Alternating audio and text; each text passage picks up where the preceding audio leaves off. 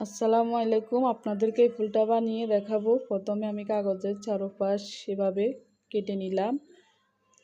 নেওয়া শেষ। এখন আমি এটাকে এভাবে বাজ করে আবার এভাবে আরেকটা বাজ। এখন আমি এটাকে কলম দিয়ে লাভ এঁকে নিতেছি। লাভ আঁকা আমার শেষ। এখন আমি এটাকে কেচি দিয়ে কেটে নেব এভাবে।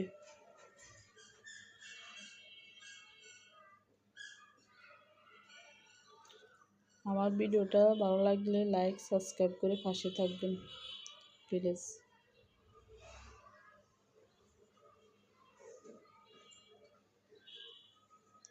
এই শেষ। এখন আমার কাছে ফুলটা অনেক ভালো লাগলো। আপনাদের কাছে কেমন লাগলো অবশ্যই জানাবেন প্লিজ।